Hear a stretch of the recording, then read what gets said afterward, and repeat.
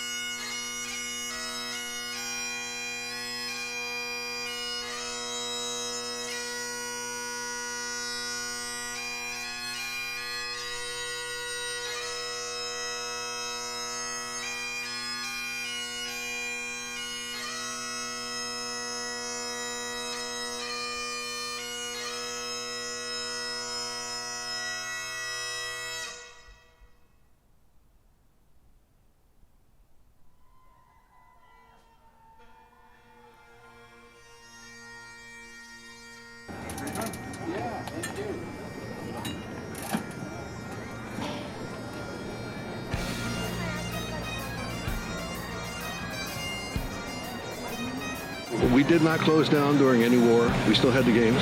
We didn't close down during the 1906 earthquake. We still had the games. This is the longest continuous, without missing a year, Highland Gathering Games in North America. Well, this is the second visit for myself to the Highland Games, and it's unique, I can say that. Because I'm Scottish.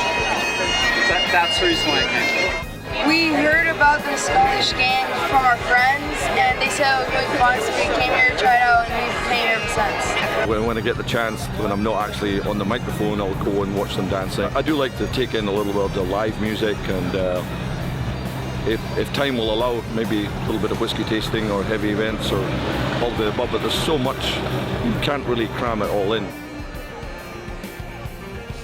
It is certainly, as far as I'm led to believe, the biggest Highland Games in the world. You know, not just outside North America. The weather is fantastic, so it bears no relation to Scotland at all. However, we would gladly take the weather over there. The first year we just did one games, the second year we did a few games, then we started traveling around the Northwest, and then eventually traveling around the country to compete. And so we've been competing ever since because we really enjoy it. Club members have been doing this through wars and droughts and BART stoppages and bridge closings.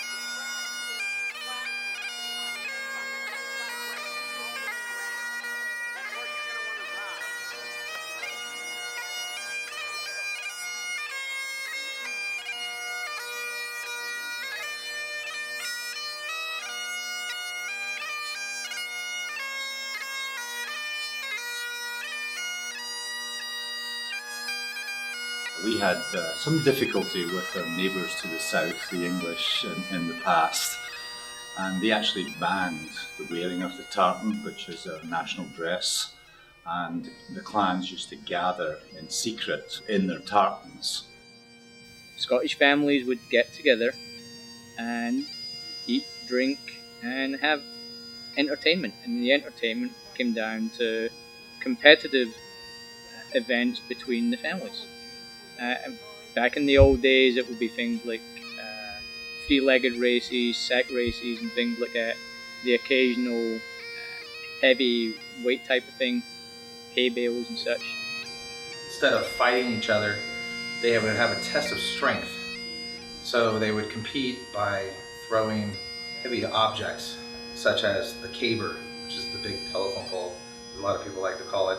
They used to have, in the Highlands, a lot of rivers and stuff, so they would throw them to make bridges, temporary bridges, so they became a test of strength. Well, Highland Games in Scotland were purely a competitive event, as I say, between families. It really didn't evolve the same way as it did here, in that if you go to a Scottish Games and gathering here, you'll see things here that you would never see in Scotland. In particular, you'll never see a vendor, because in Scotland you don't have to go to a Highland Games to buy a kilt or buy some Highland accessory. You go to a store and buy it. This is a red fox. That's the red. This is your Arctic fox, and I put on green eyes on that. The grounds looked very busy. There was huge lines for the meat pies and fish and chips and bangers. You had a Cornish pasty. Cornish pasty. Is that Scottish? It was very good.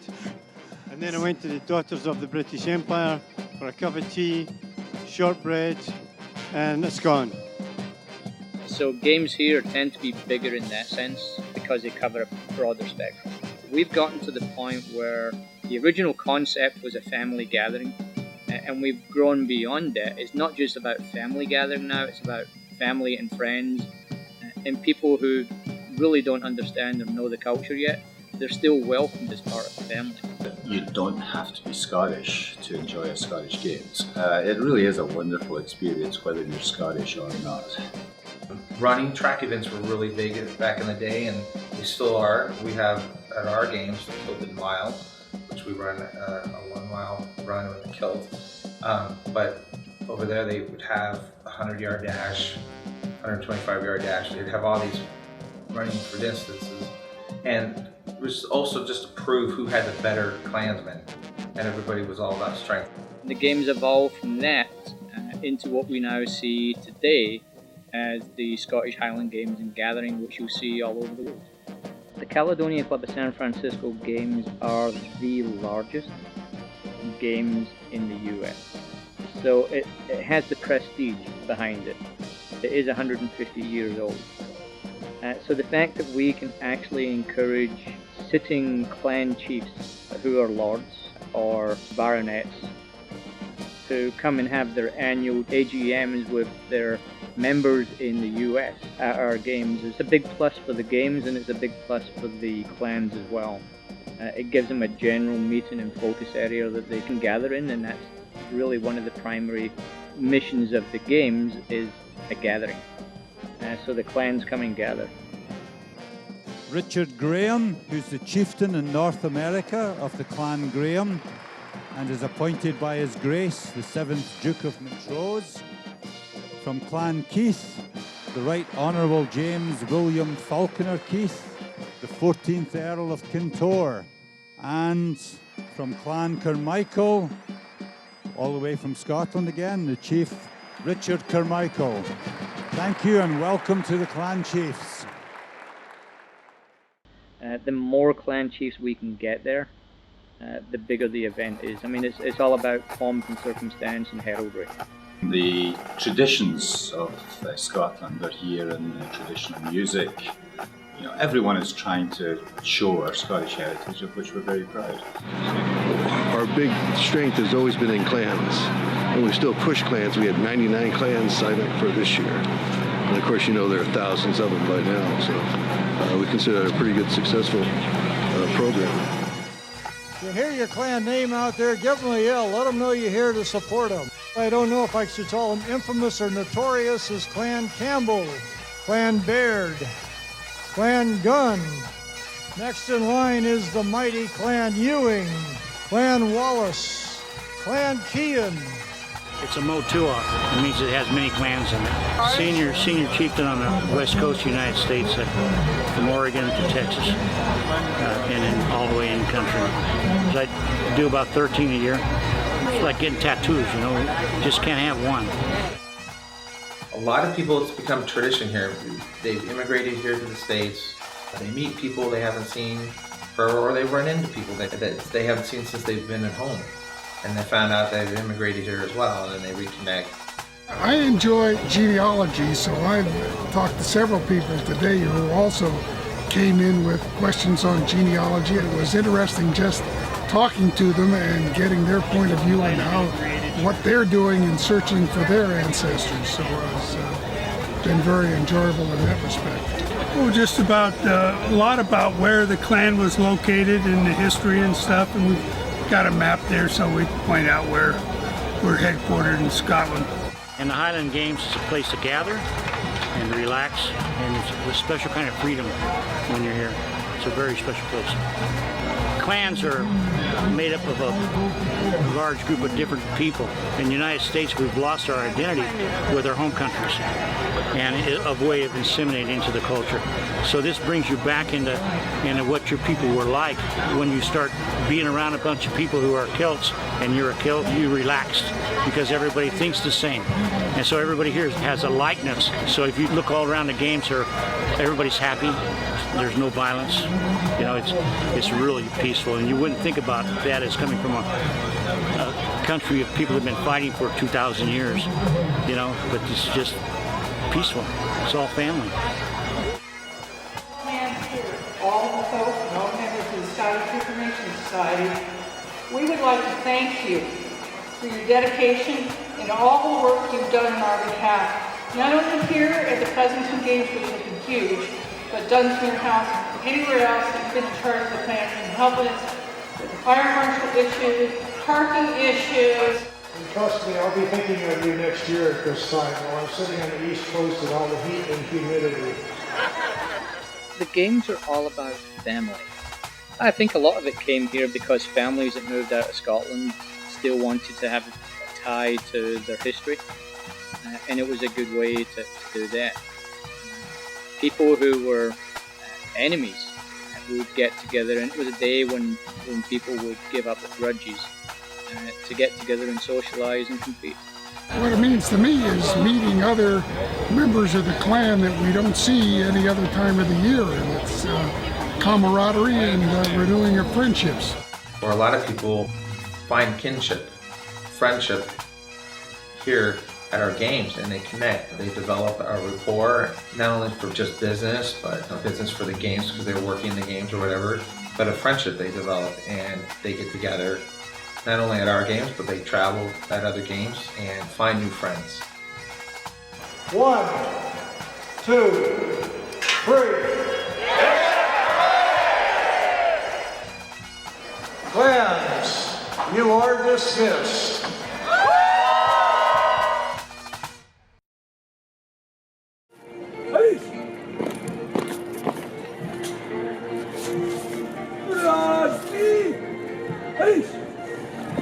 I was in the sun. A man dressed up very nicely came up to me with a poor Scottish accent and came to me and said, "Oh, you should join up with us." I said, "Aye, sure, I'll do it." And my wife encouraged me quite a bit to sign up. He made me wear a kilt. I didn't like that so much, but then when he said I could sword fight, I was hooked. And I've been doing it now for 24 years.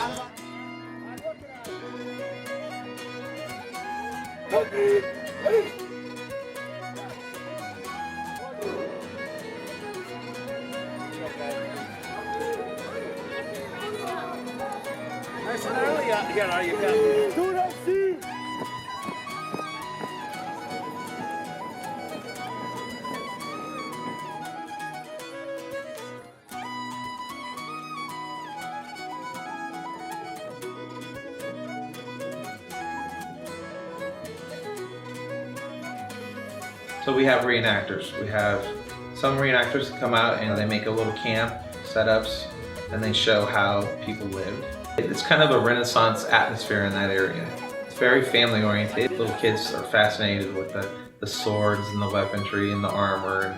The living history is something that has grown exponentially over the years. It started out very small, has grown to quite a large part of the game. It's educational. Each little venue, they kind of talk about the history and where it's developed and where it's from.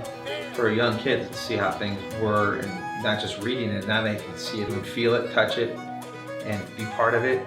Trying to show traditions of Scotland. They have Queen reenactments from the courts from the 1700s. I am the French ambassador to the court of Scotland. Lord Lloyd Lee of the Royal Guards of the Royal Scots. Sir Oberon Vallon Bruce, Earl Marshal of Scotland, Duke of Kincardine, Abbot General of Scotland. I can't remember all my titles. Anyway, we are currently portraying the household of the Queen's brother, James Stuart, in the year 1562. Some of it is a little bit camp, but some of it is very detailed. The people who get really involved in this are really accurate historians in a lot of the information that they put into this. It's a very divisive part of the game. There's a whole mystique of Scotland and the kilt and 17th and 18th century drama that's on TV and in books and things like that. And there's a lot of people who are very in tune to that.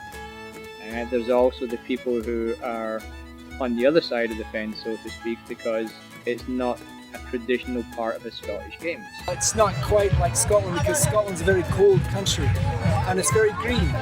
It rains nearly every day in Scotland. Here in sunny California it's a bit warmer and we wear all this heavy clothes like we're in Scotland, but it's say 90 degrees outside, so it gets a bit rough. We are dressed a little finer than they would be dressed in the day. They were a very poor country, there wasn't much metal. If you had metal you were a wealthy person because you had servants to take care of your metal for you. You would dip it in lard to keep it, and then when it's time to use it, your servants would take it out and clean it off for you. One of the neatest things that I've seen in that area was the Battle of the Knights. These guys dress up in armor and they fight and they put on a great show. And they don't hold back, it's real. It takes about 4 or 5 times to train with the halberd, whereas with the rapier, I'm still learning and I've been doing it for 24 years. I still learn a new move from time to time. I got 10 on rapier. Her Queen's Majesty, Mary Stuart, Queen of Scotland and the Highlands, 300 pairs, In this one session, they have tea time with the Queen. And she brings all the kids and they have a little tea time and story tell. I think that area is a big draw with the families and the young children, and for the people who like to come and dress up just to be part of that area. We have lots of people that are willing to join the guild. We have people here that have only been here in 2 or 3 fairs. We do 2 or 3 practices a year, and all the other practicing is done at the fair. So it's not like a huge time commitment. We don't meet every weekend and learn the Gaelic. We learn the Gaelic as we are at the fairs. Finish! Ah! But they could be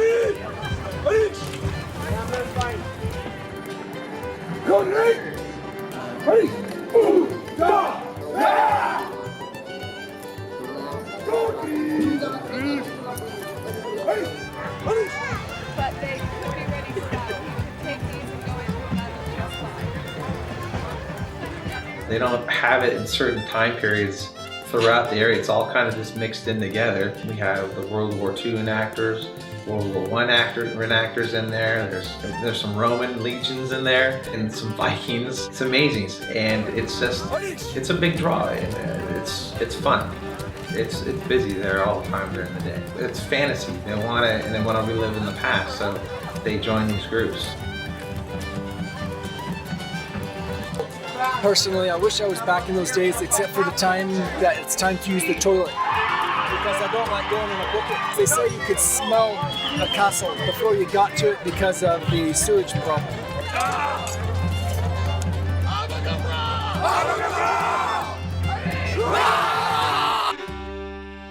You're certainly welcome. Thank you, sir. Well, the Caledonian club name comes from the word Caledonia, which is one of the many Roman names for the area in the northwest of the British Isles, which is now known as Scotland. The Caledonian Club of San Francisco was probably the second oldest Caledonian club. in the US. The Caledonian Club was established in 1866, and our objective at that time, and still is to demonstrate and pass on our heritage and our culture and the desire for our literature and art. And so we culminate that each year by having a Highland Gathering and Games. America was founded by immigrants from all around the world. During the gold rush, when everybody came out here in the 1800s, San Francisco was founded by a lot of Scots. So the families were getting together and they wanted their customs to carry on. And Thanksgiving Day was our first games in 1866. It started out in a small park, McLaren Park in San Francisco. And we spent many years in Santa Rosa, and we spent many years in Sonoma County, but we've been here for 22 years. This is the culmination of 150 years and massive dedication on the part of the crew. It's all volunteer, and the interesting thing is that this is all set up by people that in many cases are not even Scottish or have no connection to Scotland. The whole games is put on by a group of volunteers. So along with the 35 chairmen, you've probably got 300 or 400 volunteers that come in and work part-time there. They may actually be working on the weekend of the games, they may be helping with setup before it. People who do the operations crew come in 4 or 5 days beforehand. Some of those people will take vacation for that week to come in and do the volunteer work in setting up. It originally was formed as a social club by a group of Scotsmen, and it was a way for them to get together on a monthly basis and interact and just socialise. So we're really a social club more than anything else. We are a non-profit organization. We give money to charities, sports events, scholarships, and we help out the community as best we can, whatever way we can to return it. Erskine has been on the go since 1916, so next year we celebrate our 100th anniversary. So Erskine is an organization to help the veterans of Scotland. A number of years ago, is that they heard about our games. They had no outlet or sources in the US to raise funds for the British military. So they came to the Caledonian Club a number of years ago just as a one-off to see if they could generate some income. The support that they got was overwhelming. With the Caledonian Club and their involvement, 3 or 4 years ago we decided that, you know, because of the efforts that were being put in and the relationship, we wanted to build on that. We actually created a subsidiary of Erskine itself, and we've named it American Friends of Erskine. So places like Erskine are all voluntarily funded. The issue with that is because of this voluntary funding, they have to do fundraisers all the time. But every event that we have, we've continued to support Erskine. We have basically raised funds to buy the residents of Erskine a brand new minibus. It's fantastic, and I can't say thanks enough on behalf of the veterans of Erskine and the 5 homes, to the Caledonian Club and all its members for everything that they've done for us. In the early days of the Highland Games, they have solo piping, heavy events and Highland dancing. They're the 3 concepts. Now it's become more of a marketable thing and opened up to a little of everything for everyone. They have the Highland dancing, they have country dancing, and the piping and drumming and live music. So I think there's something for everyone, you know.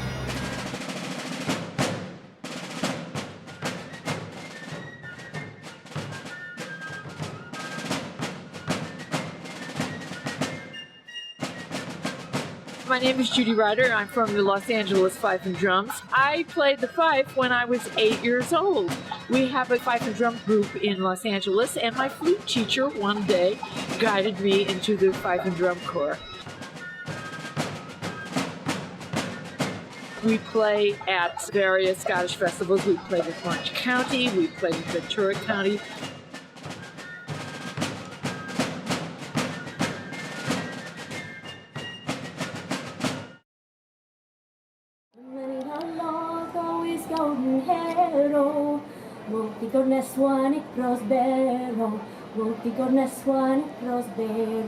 Many I aim for him that's mean, but me's all king or he is king, and nor his bonds when they lie barrow. The wind shall blow forevermore, the wind shall blow forevermore.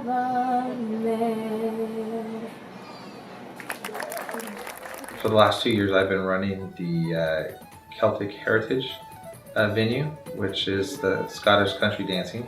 It's groups of classes throughout the United States, and they come and they have their own little competition.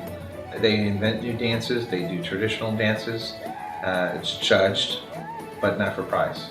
It's just for learning purposes and boosting between the clubs. It's friendly competition. Live music and recorded music that they dance to as well. The fiddle isn't specifically a Scottish instrument, but it's very much a Celtic instrument. There are 7 Celtic nations, of which Scotland is one, and I think the fiddle is a common element to all of them. Alistair Fraser, who's one of the better known fiddlers in the world, he'll be here today with his massed fiddlers playing in the Celtic Heritage area. So it's not only massed bands, we have massed fiddles. It's pretty spectacular.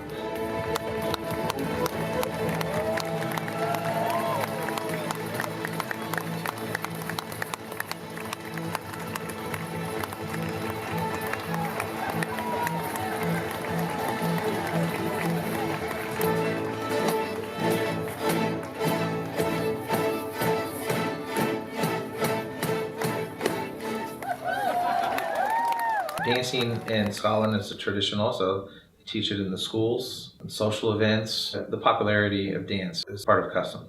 Because it was a festive occasion for families, so they would have, it was mainly like a picnic, get together, potlucks, and dancing. It was very festive.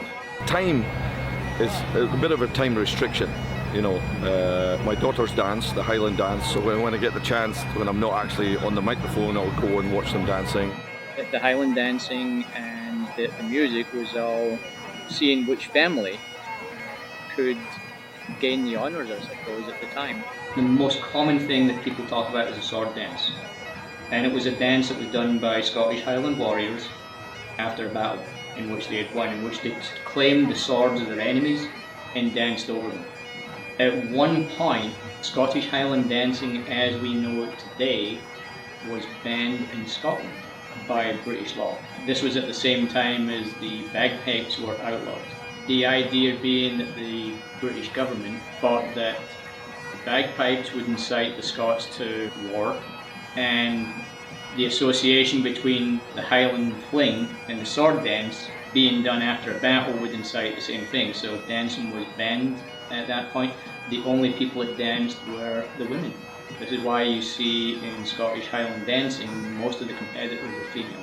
Dancing in Scotland competitively was very big at Scottish Games, and it's a tradition that's been carried on into the United States and Canada, with the World Championships being in Scotland.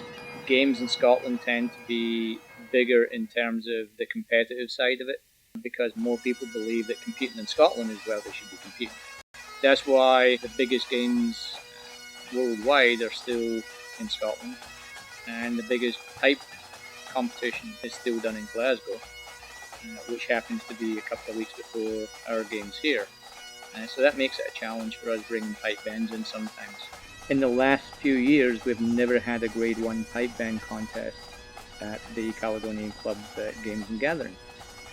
Past Chief Bigger said that this year he would, for the 150th, like to get back to that original concept that we had of what they call a Grade 1 competition.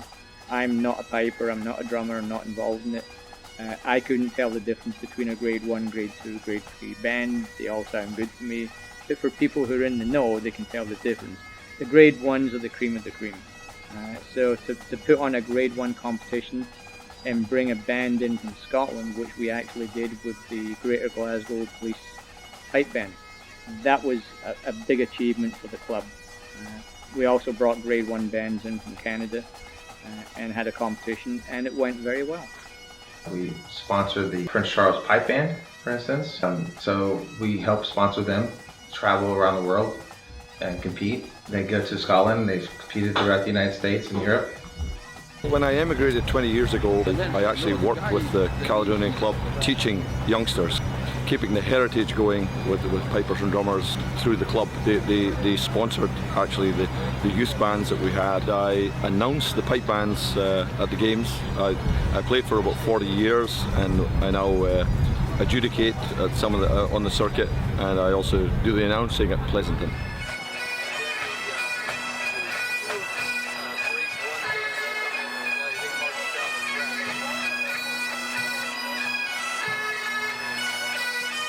Well, first of all, my name is Doug Roxburgh. I'm the pipe major of the Winnipeg Police Pipe Band. So we're from Winnipeg, Manitoba, Canada. The Winnipeg Police Band are in fact celebrating their 95th year as a band this year. The band is currently comprised of some 70 members and includes police officers, firefighters, military personnel, accountants, tradesmen, business owners and representatives of many industries. Within its ranks, a Grade 3 contest band and a concert parade band. We came down Thursday, and we've been involved in the Pleasanton Highland Games now 2 years in a row, and loving the experience and the atmosphere. We're very fortunate this year to be down as the stage band. They are wearing their full #1 dress uniforms. So if you think you're uncomfortable up there in the grandstand in your shorts, show a little bit of sympathy for them. Well, I'd be naive to say we don't love the weather. You know, we are from Canada, so we love that. I was born in Scotland, immigrated to Canada when I was 5, so I thought my grandmother would like the idea of me playing bagpipes. And I had the good fortune of being close to friends that ultimately went down the path, so it was just kind of a natural thing. You know, it's just the idea of coming down here and meeting other bands. You know, I mean, it's a small community at best in the big picture of things, so it's neat to meet people that have the same interests.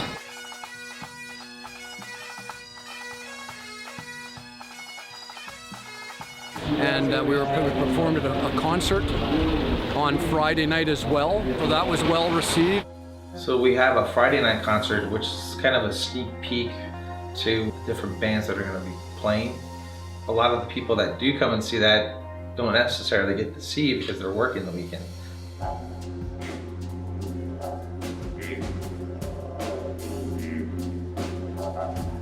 At our games is really popular is the Celtic rock.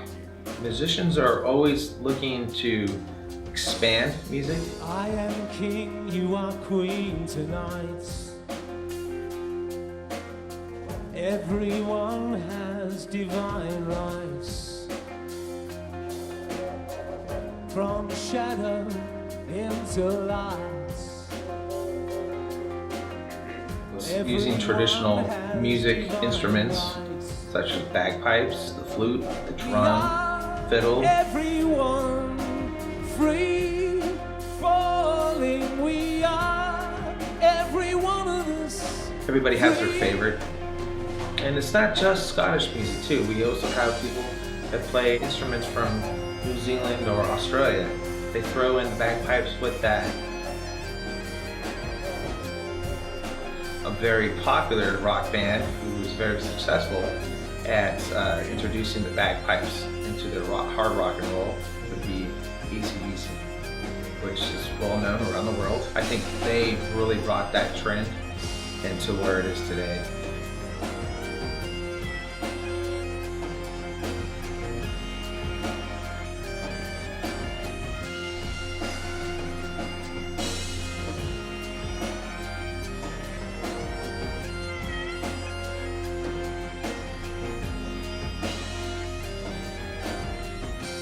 Have a lot of bands that aren't necessarily at that Friday night concert. The Celtic rock room is huge. There's well over a dozen bands.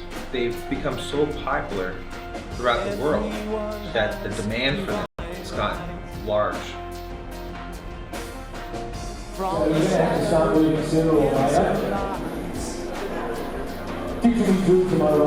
Everyone has divine right. We are everyone free for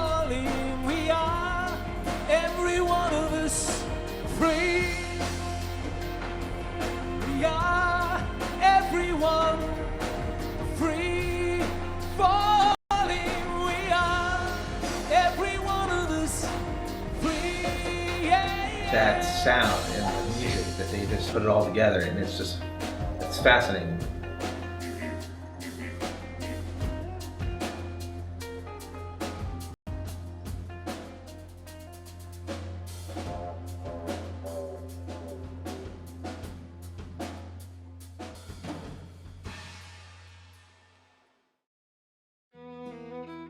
We have a children's glen so that children can learn some of the things about Scotland. This is our 150th Games, and we're trying to show what the Highland hospitality is. The Children's Glen area started up 21 years ago, so it's now become an adult. Philip Denkin, who's a club member, and his brother-in-law, Bob Allen, had been to a game somewhere else, and they noticed that they had an area set up for younger kids to go and just get involved in the game. So they thought, wouldn't it be a good idea if we did something like that at our games? So Philip and Bob decided to take this idea to the chief and say, we need to do something for the kids to get them involved. And they were basically told, yep, go ahead, we'll give you a space, you guys set up what you want.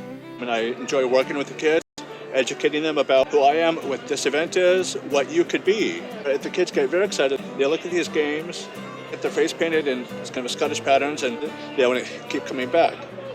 That's why each year, we try to have something new, something different.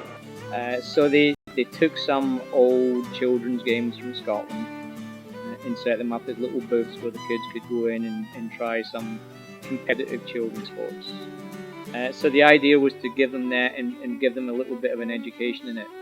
The beanbag toss, they were throwing beanbags through a map of Scotland with various things like the Loch Ness Monster on it, a haggis on it. And any little question board would lift up, if they have a question about something in Scotland, would lift it up and see what the answer was. And so the idea was to give them the educational tool. But here, for a weekend, you could be Scots. The whole point of the Children's Glen is for families to enjoy themselves and to help spread the Scottish culture. And what's being judged here is how well the sheep are going through the course. The dog itself is not being judged, except that there are certain things the dog may not do, such as biting inappropriately or causing too much craziness, then the judges may call that off. 20 some odd years ago, I got a border collie puppy. Didn't really know what I was getting into, and I had a name of somebody who trained border collies for sheepdog trialing, and as that puppy grew up, I contacted that lady, and we started doing this. It just kind of evolved, and now I've been doing it for 20 some odd years, so gone through a few dogs since then. They're the best. They give so much to you, and they're so honest. Kind of like in a football game, the dog would be the quarterback of the field, making the second-to-second decisions, and the handler's more like the coach on the sidelines, kind of telling them what the play is going to be. That's a beautiful turn in that cross. She's been having a really nice run. Everything's going just smoothly. This one, she did really well yesterday. She took third in both her classes. And she really likes this type of venue, so she's doing a real good job. So we're having a good weekend.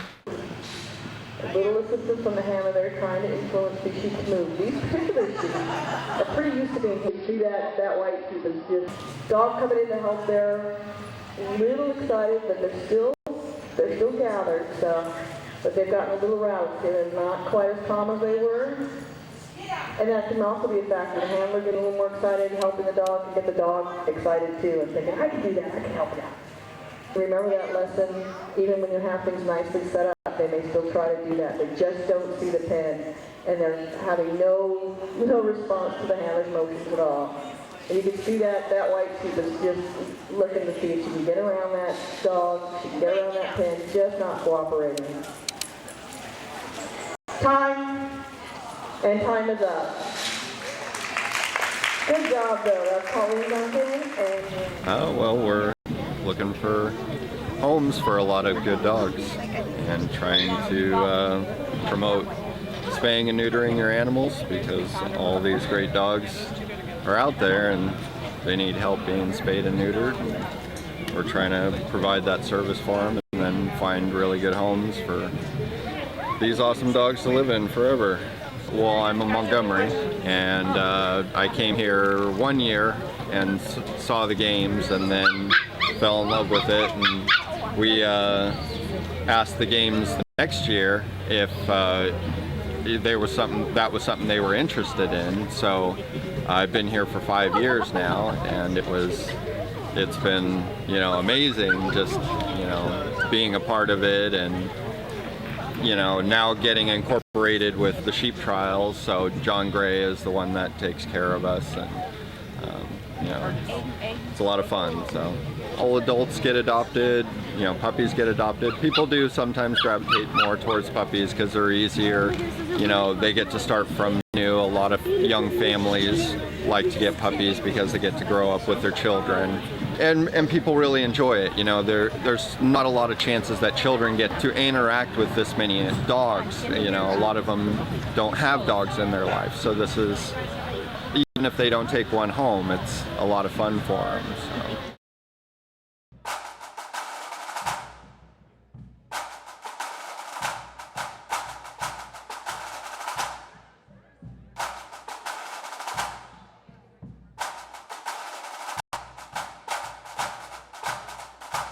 I've seen a lot of athletes who've come to the games where they were just mere athletes. They weren't nobody, but now they're big names. They're part of the history of our games and other games.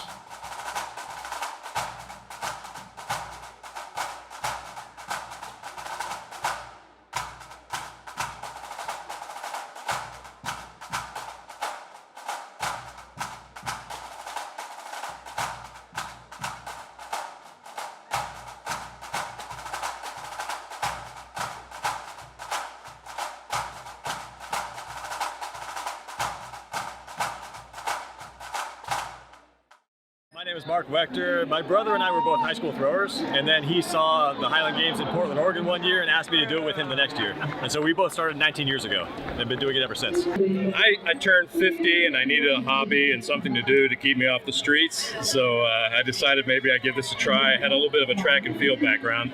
He was a discus thrower in high school. I was a javelin thrower. He saw these guys one year out there throwing heavy implements, and he thought, hey, we kind of have a background for that, and we both like to lift weights and things.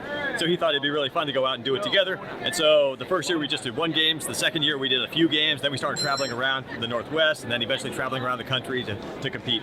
And so we've been competing ever since because we really enjoy it. I don't think I'm built for shot put or you know, tossing the caber, or I might take part in the football. You know, I could play football over there, but I'm too busy here.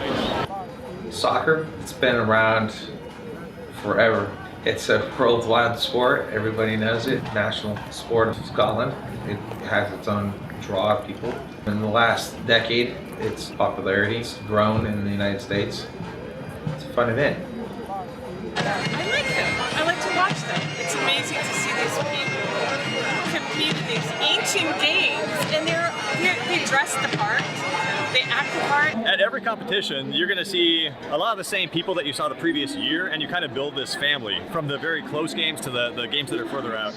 The people out here, too, are all very supportive of each other. It's not cutthroat. You're all rooting for each other. Everybody wants to throw their best, but they also want everyone else to throw their best. So I really enjoy that aspect of it. I just find the camaraderie, the genealogical aspects, the competitive aspects, just to be the best there is in the Highland Games. And they come into the crowd and they talk to the people, and they're like wrestling celebrities. It's great. It's fun. Awesome. I like it. Oh, I like the weight for height. And the caber toss is fun. And since my wife's not here, I can say I like the ladies' competition too. Been to 4 World Championships. Never placed higher than second, but I've had a fun time. And we're just about to start our Masters weight over bar competition. I've got to go.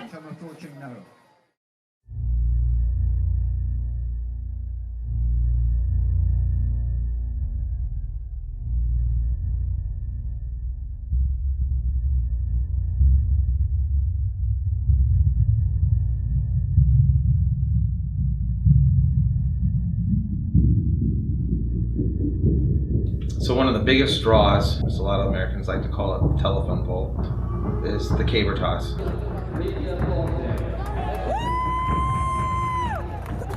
The scoring is quite unique too. You throw the caber, and if you throw it at a complete 360 and think of it as a clock, if you land it at 12 o'clock noon, that's a perfect score. And then they score you after that, 1 o'clock, 11 o'clock, and so forth. And that's how you get your scores. The judge is standing right behind the athlete, who's usually kind of running a little bit to get the momentum going, to throw it forward. Sometimes they fail and it falls backwards on them. It's quite a unique event. Yes, yes, yes, yes, yes. What a beauty. At 12 o'clock, I'm sure. Today we've got 2 people competing. Sean Gleason just came back. He's been gone for like 5 years. He was the #1 in his weight group and his experience. And we have Bethany Owen, and she's been throwing for 10 years. But the image of Scottish Highland Games has always been the caber toss, the hammer throw, and the height for weight toss, which I think traditionally came from moving bales of hay around, so kind of a strongman idea.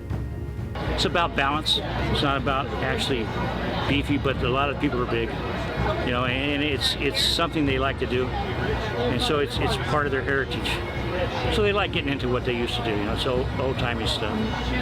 And it doesn't matter if you're Celtic or not, you can still get into them, still compete.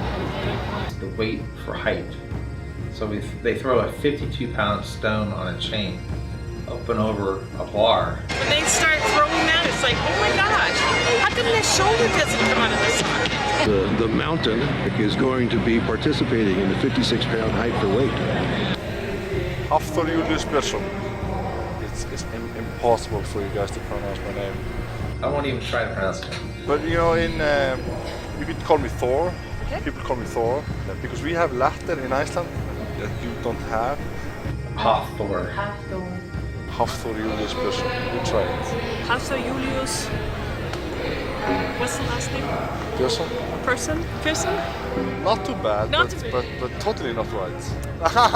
Hey, okay, that doesn't work. Highland Games is a wonderful sport, very inspiring what those guys are doing. It's amazing test of strength and explosive power that those guys have, and just a great sport to watch. My grandfather was a farmer for over 30 years, so I almost grew up as a farmer, lifting weights, lifting stones, so I've been training my whole life.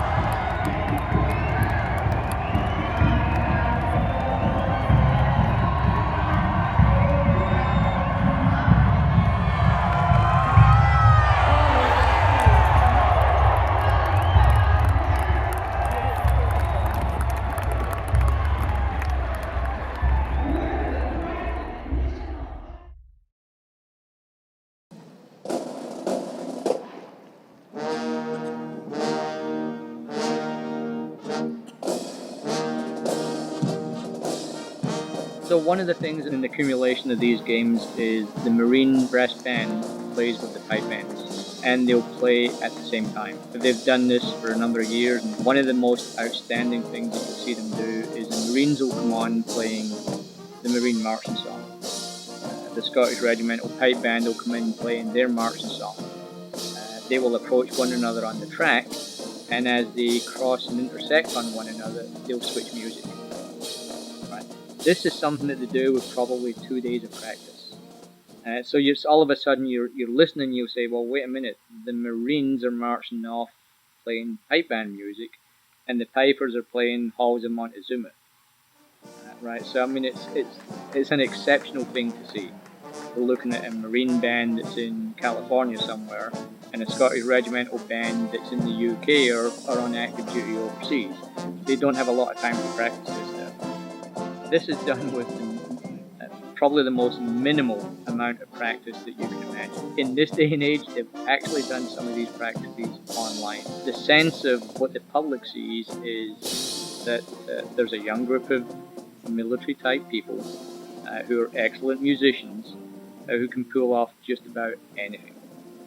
I'm Major Brooks Wilson, United States Marine Corps retired. I kind of segued right into being the military liaison for the club. So any military band that comes to our games, I do all the logistics, planning and scheduling and so forth. Good afternoon, ladies and gentlemen. The 3rd Marine Aircraft Wing Band are excited to be joined on the field this afternoon by the LA Scots. Together, on a very special occasion of the game's 150th anniversary, we are pleased to perform as this year's combined band. I used to get questions, are the Marines going to be good this year? And I said, the Marines are good every year. You could always count on it. You never have to worry about it. They always do what they have to do, when they have to do it, in excellence.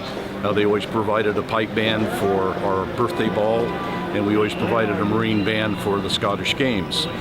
But the young men and women love to come to this games. We treat them better than anybody, and they have a blast here. So.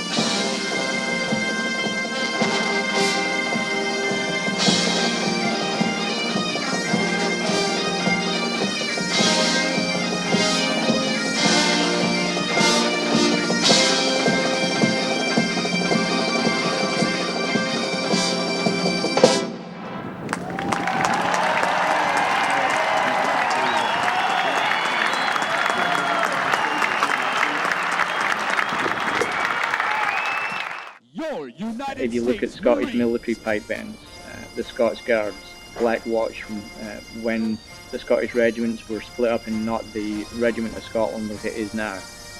It's the mystique and the romance behind military pipe bands that fought in wars. A lot of people say that we're being too militaristic, but a lot of Scots were in the military back in the 17th and 18th century, so there's a direct correlation there. And people are also very supportive of the fact that whenever we brought in Scottish military pipe bands, they're excellent bands, and these young guys were out there serving Queen and country. And going forward, it allows a younger crowd to see that there's still a connection to the old histories. We're still involved in the old histories of Scotland, especially on the military regiments, and they're the ones that keep a lot of that pomp and circumstance and the kilts and the colours, and they keep that whole mystique going, and that's spilling over into present day. I like the fact that the crowds here love the military, they're patriotic, and they're correct in standing for their flag and rendering it honor as it should be. And for the people that help us, the United Kingdom, the Canadians, we all appreciate that. I love the pipe bands. I love the pageantry and all the colors and the tartans. We have almost 40 pipe bands here, and at the mass bands at the end there's 600 pipers and drummers out. The audience love that. It is the greatest collection of pipe bands in North America. People actually come to the games specifically to watch the closing ceremonies and the mass bands. It starts off with the drum major massing the bands, bring the bands out one band at a time until we get them all on the field, and then performing as one entire thing. So it's a huge undertaking. Obviously, if you're trying to deal with 600 or 700 individuals and coordinate them, put them on the field at the same time. So the mass bands is really the finale of the games each night. Where else can you go and see 600 or 700 pipers and drummers playing together?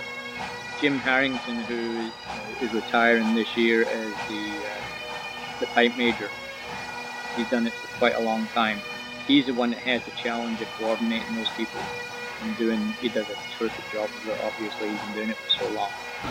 It's awesome to see this many pipers and pipe bands with drummers and everything put it all together and make a great sound and please the crowds. That's very special, and it's a highlight. They also have some fun with it, particularly when they're doing Amazing Grace.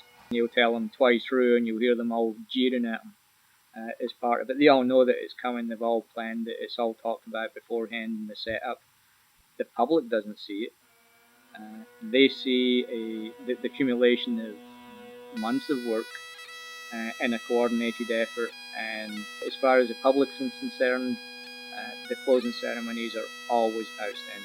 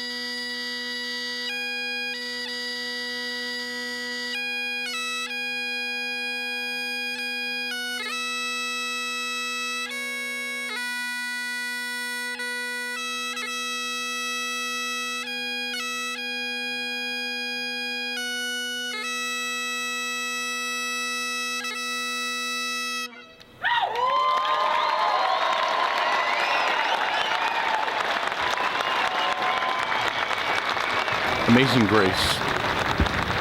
It's a time for reflection and sadness, but happiness too. I was standing here during Amazing Grace. My granddaughter and my daughter always come and stand with me, hold my hand, because they know I'm going to get goofy.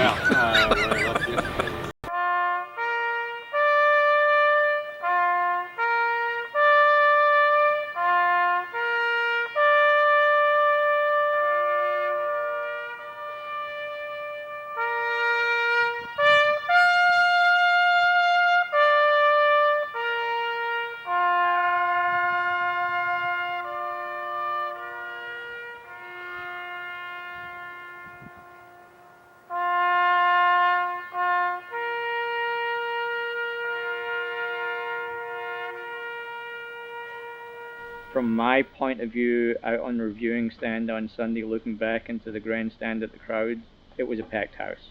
Looking around the grounds, if anybody was driving a golf cart or trying to, it was quicker to walk. That tells me that we had a great attendance. We have been working towards this probably for the last 5 years, seriously. If you look at it in a broader aspect, we've been working on this for the last 25 years, since the 125th Games up in Santa Rosa. The 150th being bigger was going to be a bigger draw for people, and it certainly was. It's the 150th anniversary of the Games, and it's the 150th anniversary of the club. Now there are some people who will interdict that it can't be the 150th yet because we were formed in 1866, so there's a little bit of play around with the numbers at times, but everybody generally agrees the program for the last 100 years has been sequential, and last year was 149, so obviously this year's 150. Well, but there's so much, you can't really cram it all in, especially if you're on duty. And the games itself is so large, you can't see everything, and especially some people can't see it all in 2 days. And then you just happen to stumble across it, and then they say, oh, that's the end of it, maybe we'll come back and see it next year. My favorite part's working here on the track, getting people up on stage and down and making sure things go well here. I'm already telling the band, put us in pencil on your calendar for next year. They want to come already. If they can, they will. Well, for us being Scottish, you know, it is our history, and it's I'm really proud that it's carried over here. I think we're overall very happy with the turnout, and certainly people are going to remember it. It was 150th.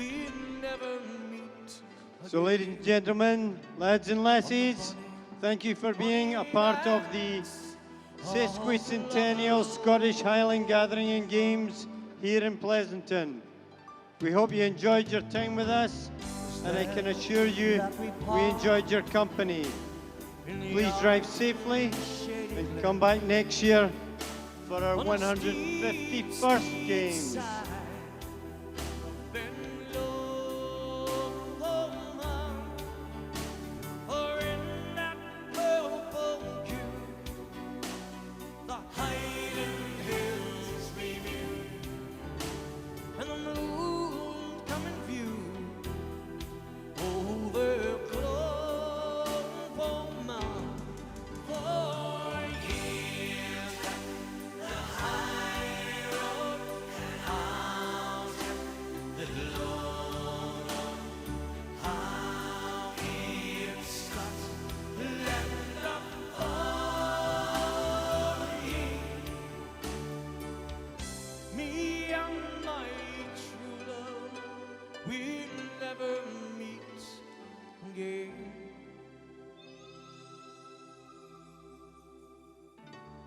On the bonny banks of Loch